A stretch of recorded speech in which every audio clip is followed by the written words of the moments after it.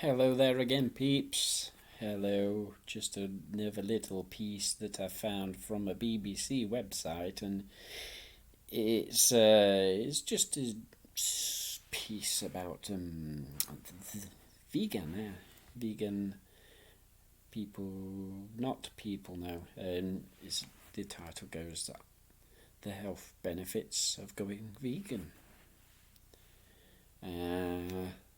And one of the first things they come up with is the B12 item. They do have a sort of a strange idea that vegans have difficulty obtaining B12, when in actual fact 40% of the whole population is deficient in B12, and vegans are not anywhere near 40% of the population. So they sort of destroy any argument they have there about it being vegan, when it's not. It is people eating meat that have problems in obtaining B12. And yet the foods that they say the B12 is in is, and they say it right here, is found in meat, fish, eggs and dairy.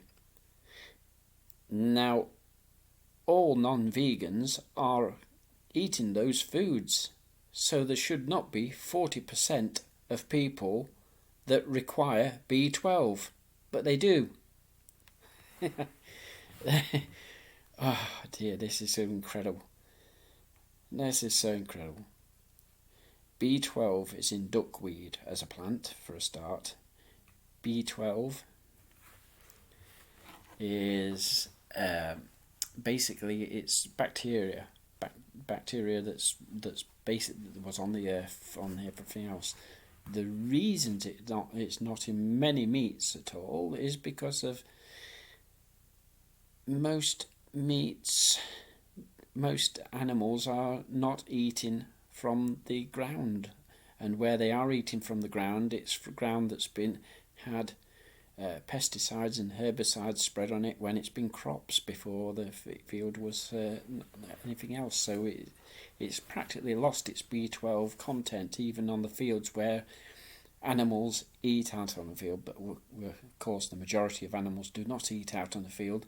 The majority of animals eat inside and are fed food brought to them from the fields, but not actually off the field. So they're actually only out obtaining the actual plant and not the soils around the plants. Yeah. So what in actual fact happens is that they do actually inject animals with B12 to add it to them, and yet even with them doing that, it's still not giving the people who eat meats that B12. They're not getting it. It's This is quite incredible. The basic thing is that B12 can be got as a vegan supplement, a supplement that does not require any animal whatsoever to actually provide that vitamin. And apart from all that, there is no major evidence to suggest that vegans are deficient in B12. In fact, all of the latest studies that have been done on vegans and omnivores have always pointed to the fact that vegans have been adequate in B12, and in many cases actually higher in B12 than people on the omnivore diets. The reason being is that most vegans already know about this specific actual vitamin, so they actually sort it out. They actually go and take the supplement instead. But of course, in a way, most vegans do not even need to take this supplement because of B12 is added to very many of the vegan products that we would consume on a daily basis. Most cereals, if not all cereals, have B12 added to them.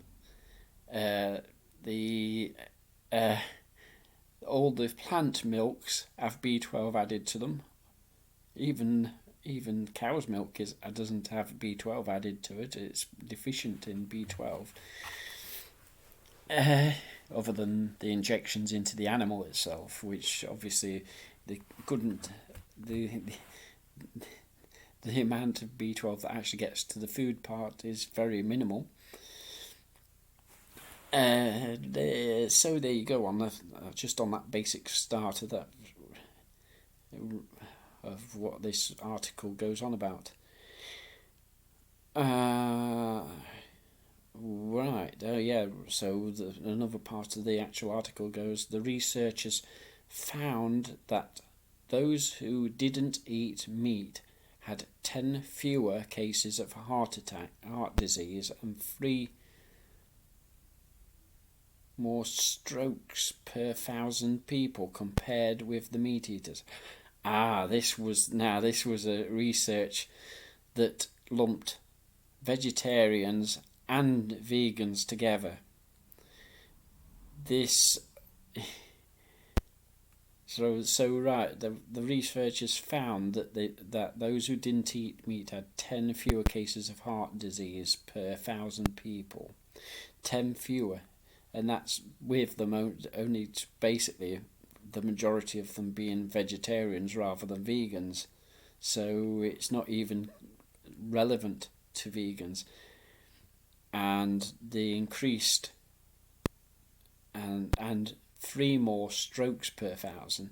Now the strokes obviously strokes are basically a milk and dairy and egg component of the disease, and so I would suggest that is by far more likely to be vegetarians than vegans that are actually getting that actual. So this actual study really shouldn't even be here on a vegan article, because it's not even specifically suggesting that it's vegans. It is basically more vegetarian and between vegetarians and omnivores. And that was the University of Oxford study. In fact, I wonder whether they're using most of this for that. They have to, because it goes on to describe the it goes on to describe the hemorrhagic stroke is caused by bleeding in the brain, while low cholesterol is protective for heart disease and ischemic stroke. Yeah, so they've obviously.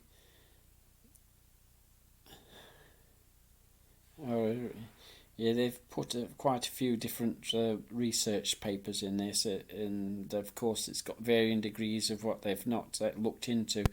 They obviously did not, when they looked at this, they've not even filtered out to say vegans. In fact, they do mention vegetarians, and then including some vegans.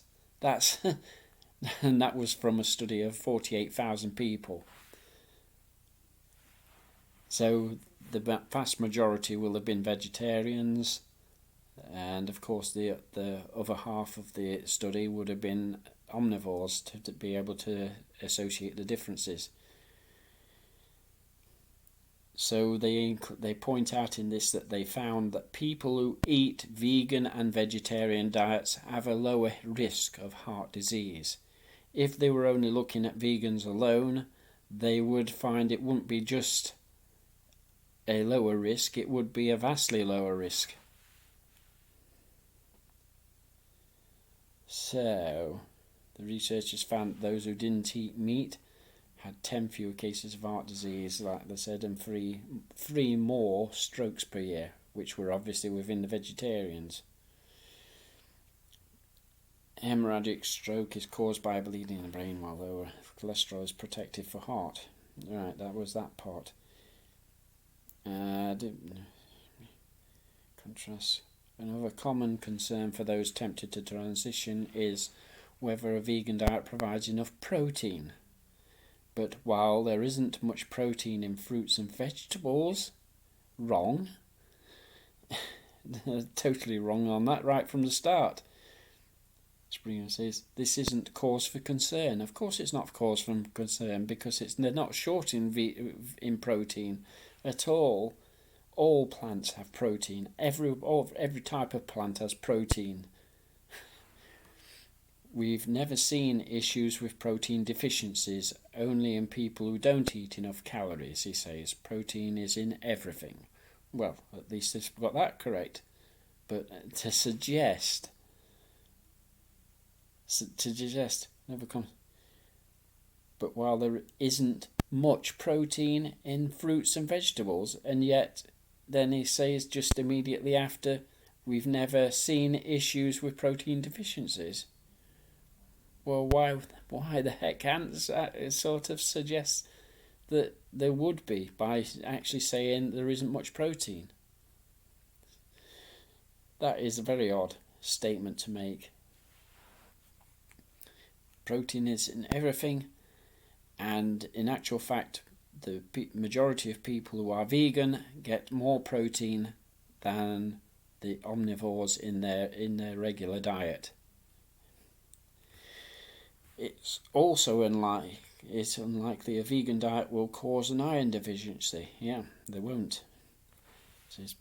As long as your diet includes fruit and vegetables of every colour, obviously. And so everybody's diet should. That's why many omnivores who generally consume meats and a limited vegetable supply do have iron deficiency.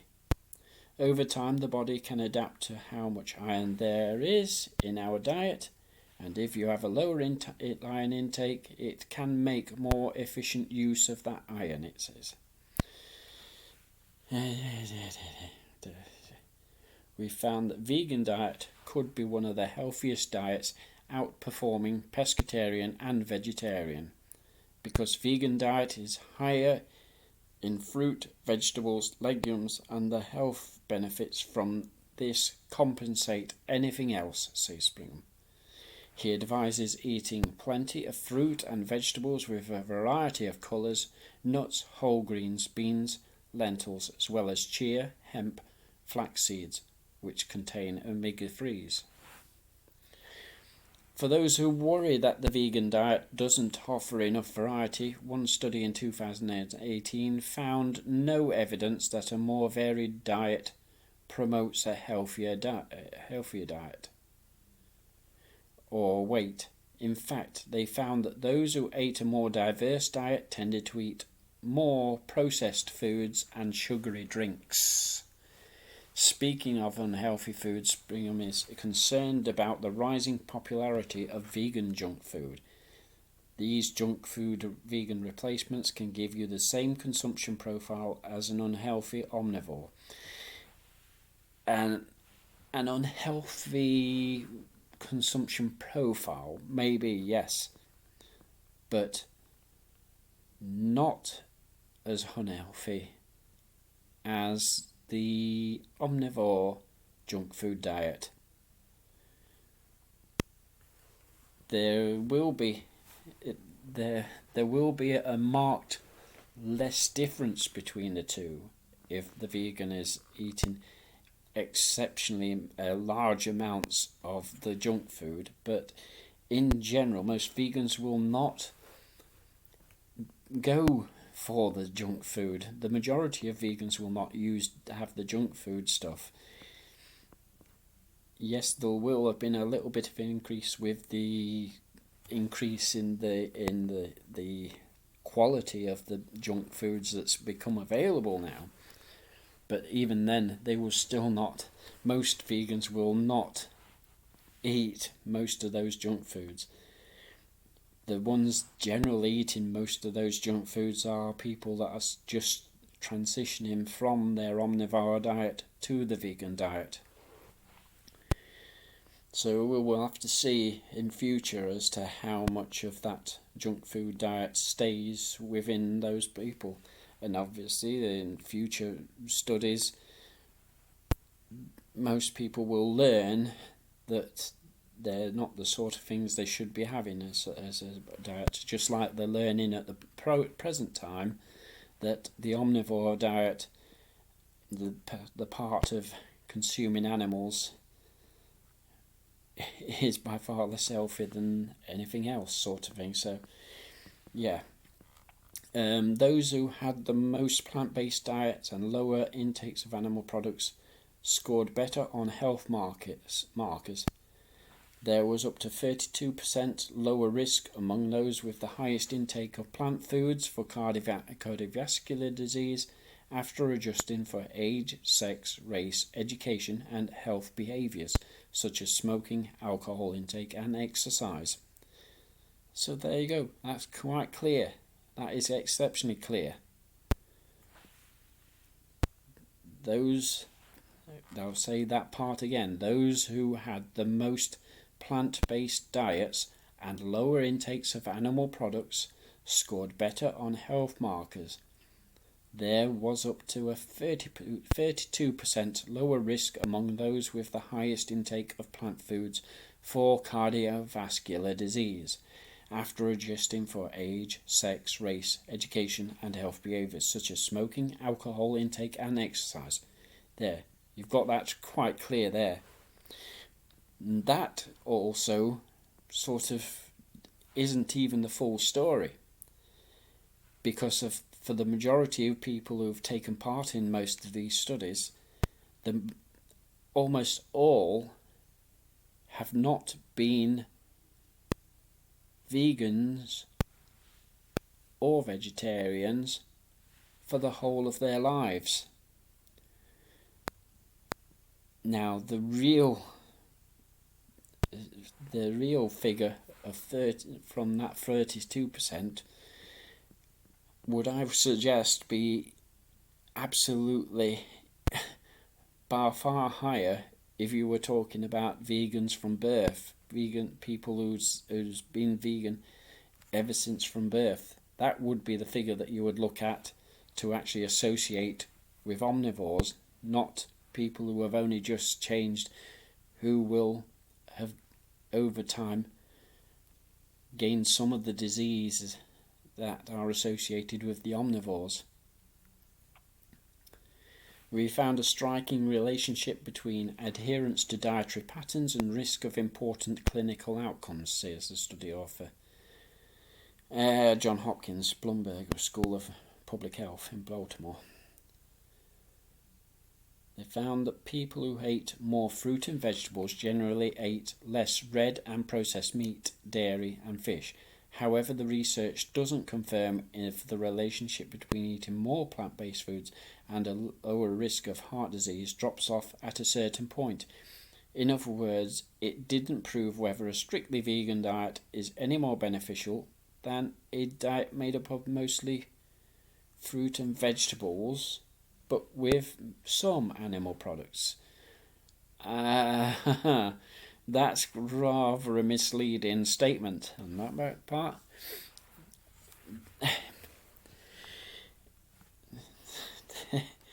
The cardiovascular disease, the lower risk of heart disease, almost all heart disease, I would say is probably all heart disease is very much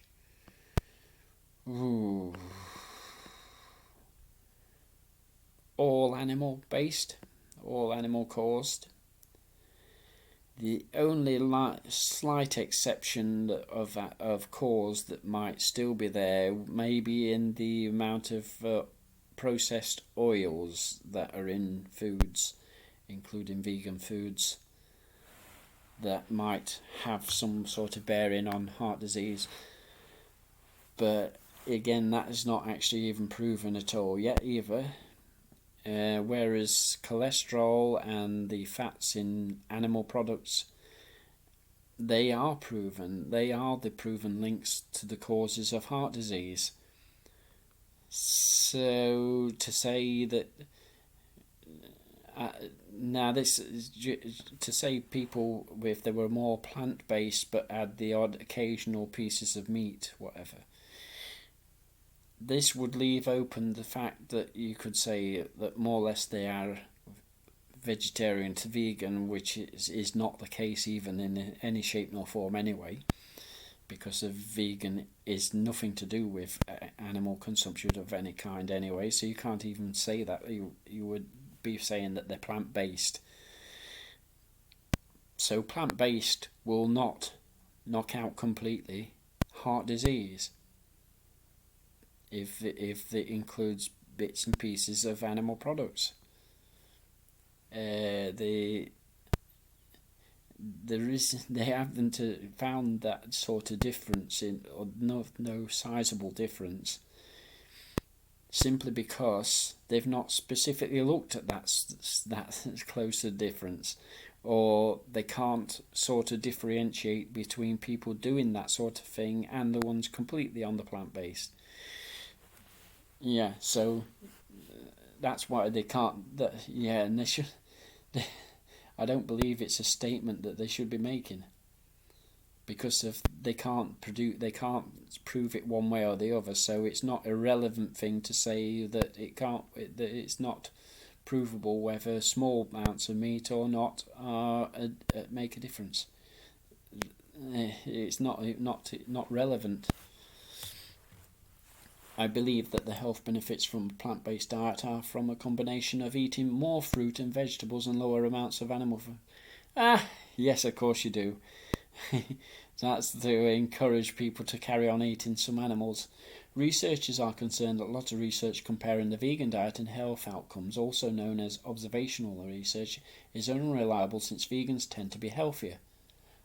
Oh, right, yes, this is the idea that because vegans have already gone mainly vegan for health benefits, that this can't be so. Well, quite a lot haven't gone vegan because of health benefits. A lot have gone vegan simply because they do not want to harm animals. That is what a majority of people that are vegan are for. They are not there specifically for the food. That's not even a relevant statement in any shape nor form. They are totally wrong to even make that statement on that basis. Yes, there are people that have gone vegan for their health and everything like that, but they're definitely not a majority of the people who've gone vegan. The majority of people that have gone vegan to not harm animals anymore.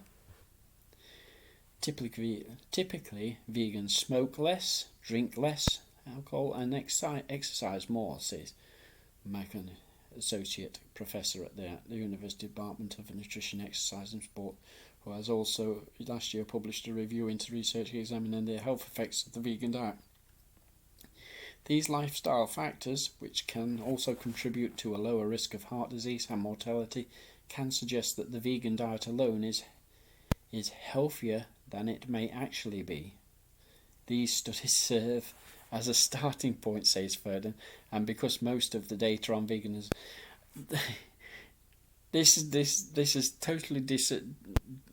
totally avoided the point that is recorded among the Adventists because of the sizable vegan and vegetarian population amongst that religious sect.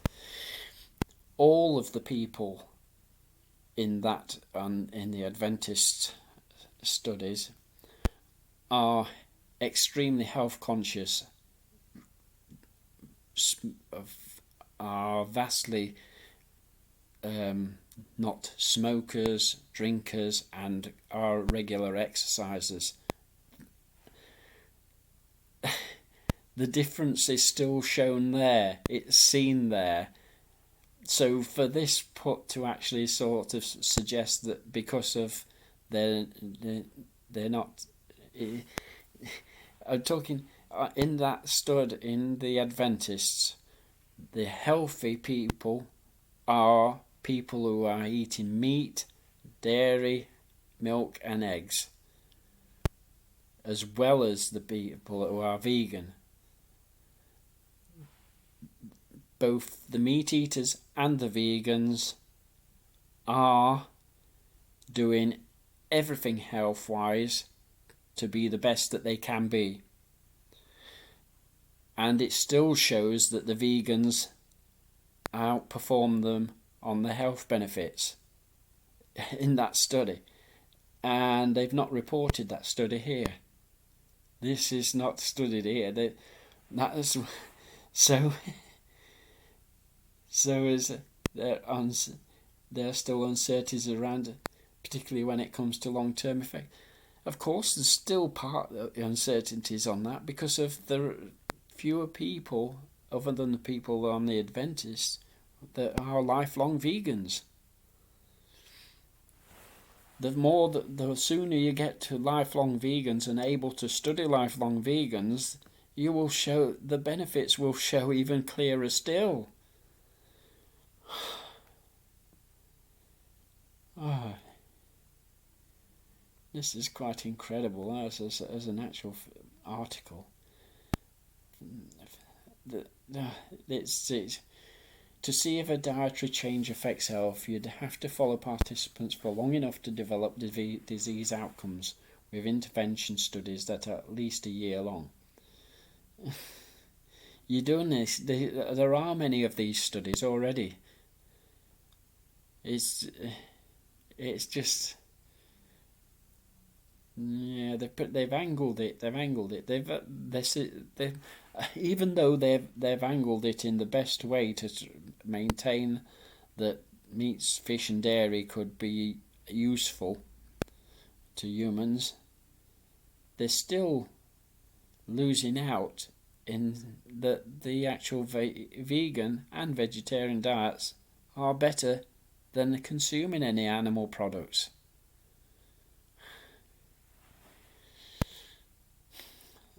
Yeah, they're looking to sort of muddy the waters a bit with all this stuff. When it comes to lots of people have doubts about the vegan diet due to potential nutrient deficiencies. And only now are researchers looking into this. No, there's not. They've been looking into this for over 50 years. It's been... The Vegan Society itself was set up in 1947. Before this time, they already had an idea of the benefits of being vegan. They're doing their best to sort of reduce the actual what is known about veganism. They're trying to reduce what the actual things are that's put into people's things, but with statements saying lots of people have doubts about the vegan diet. They only have lots of doubts because of articles like this, even though it's promoting veganism, actually blocking some of the actual ideas. It's poorly done. They put a statement: the vegan diet seems to be linked to better general health apart from bone density and fractures. No, even bone density and fractures are better amongst vegans. Again, this is proven. This was proven 40 years ago in a study called the China I can't remember what it was called. It's some sort of study anyway, and it compared the diets of the American people and the Chinese people. And when at the time the Chinese didn't have dairy at all in their diets, for the vast majority of people had no dairy, they did not have it. And the fact was their bone density and fractures were almost non-existent. While on the American diet, They were. Yeah, on the American diet, the osteoporosis and bone fractures are a commonality. So again, they've sort of done away with the research, done it away.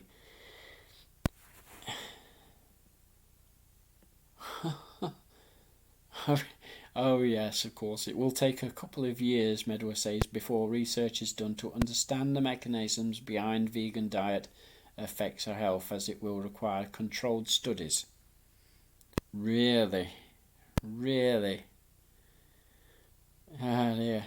Despite the lack of data on the vegan diet specifically, researchers say existing evidence on the diet and health generally points to a few trends. While the evidence isn't very strong for the vegan diet specific, the evidence isn't very strong? My God. That is that's disgusting. The vegan diet seems to be linked to better general health. I'd say more than better. Apart from bone density and fractures, which may be more common due to possible lower calcium intake, there is not more. Oh, that liars! Due to possible lower calcium intake, when there's more calcium in the vegan diet than there is in the... It's incredible! Read more about whether we should... Jesus Christ!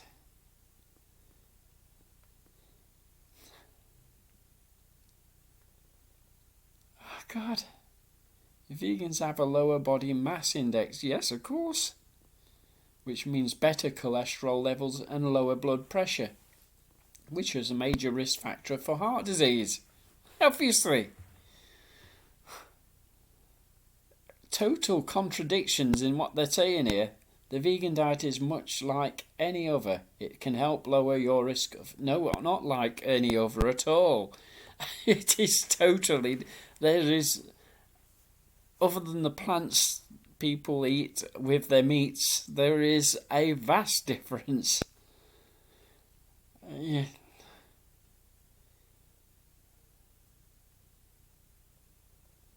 It can help to lower your risk of disease or increase it. No, definitely not. No, God. If you compare a plant-based diet with an unhealthy diet that includes meat, the plant-based diet is certainly better. Now, it's totally contradicting that first statement. Oh, they are jokers, really are jokers. But if you follow a relatively prudent omnivorous diet, such as the Mediterranean diet, which is high in fruit and vegetables, legumes, and low in meat, there is evidence to suggest this type of omnivorous diet is at least as healthy as a... Oh, no, it is not! As healthy as a vegan diet. That, again, is a total lie. Numerous studies have shown that the Mediterranean diet is not as healthy as a vegan diet. Wow.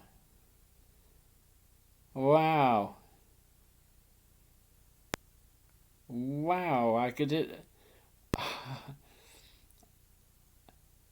I did think the BBC would have done far more investigation than what they've got here. They have been specific in minimising the effects of what animal products do to the body. Incredible.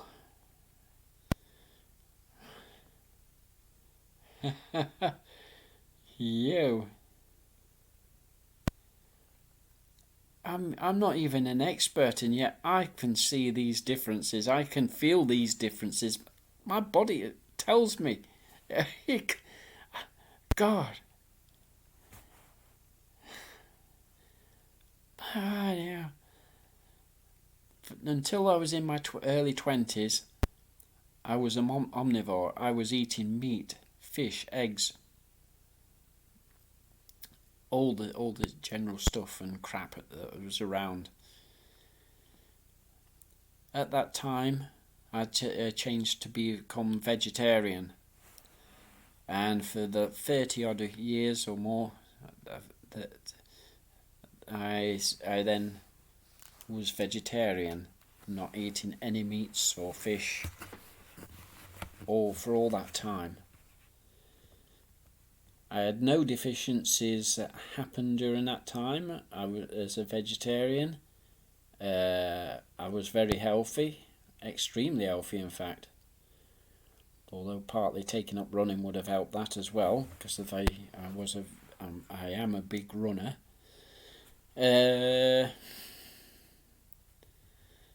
But yeah. Yeah, I mean, before I'd became vegetarian, I was quite ill for a lot of the time. I'd always have health issues, not massively serious. I mean, generally I've been a very healthy person in general most of my life anyway, even as a child and into teens and whatever. But before I was vegetarian, I did still have more health concerns than I have had ever since after I became vegetarian. Now, to say that I was getting older, even though I'm still at the prime of life there in my 20s and into the 30s, my health was improving and getting better. And the only things that sort of were problems for me were generally colds and the flu. That basically they were the only things that were ever wrong with me during the vegetarian time. There was constant colds and flus and just that sort of thing, basically, more than anything else. I never really had any serious health issues at all. But before I'd become vegetarian, the colds and flus were quite bad, and I really felt rough and everything for a lot of the time before becoming vegetarian. It's difficult to remember the detail of it all, but yeah. But to say that I was a youngster and I should have been at the peak of general fitness at least, I wasn't.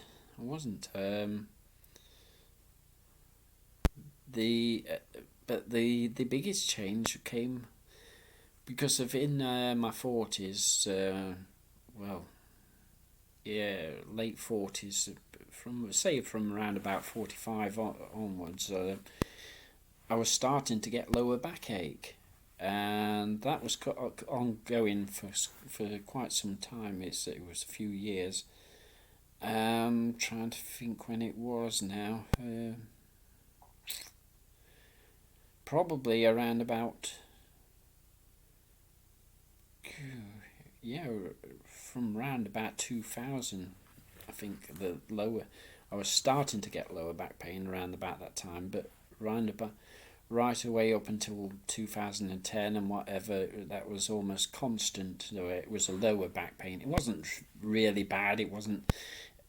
I didn't need to take time off work or anything, but I just felt it. I knew it was there and everything like that. I knew it, and then a couple of two or 3 years later, I took out the milk, the eggs, and everything, and practically within a short space of time of those actually being taken out, I no longer had the lower back pain at all. And the extra benefits that came along was that I started to have less colds. The flu, I think since I've stopped having milk and eggs, I think the flu I've only had about twice since, and which was more or less still in the early stages of me taking out the milk and the eggs and whatever. And I haven't had flu for at least 5 or 6 years now. Not a flu at all. And colds are down to, at the best, one a year. The the evidence in myself totally outdoes what is suggested by the studies that sort of confuse the issue, even though they suggest that it is healthier. They also suggest at the same time it isn't healthier. And that is just not right at all. It's not right. There are scientific studies that do prove that specific animal products cause some of our leading diseases, and all animal products causes some sort of type of disease. We only have to look at the reasons that we always get ill, and 80%, if not more than 80% of all, I mean all our present illnesses at the moment, are from the foods that we consume. You put that food into your body, and it is the major thing that causes upsets to the body. It's the food that goes in is the main cause of alterations to the body itself to make it ill. Too little fibre and you have stomach upsets. That's just basic. That's a basic. The cholesterol that is in all animal products, and that is not all. It's there collecting in our arteries. I've gone on long enough on this, so I think that it's enough for now anyway. Thanks for listening. That's just quite a long one. Don't normally do this long, but that was quite an interesting article to find that out. Anyway, cheers for now. Bye.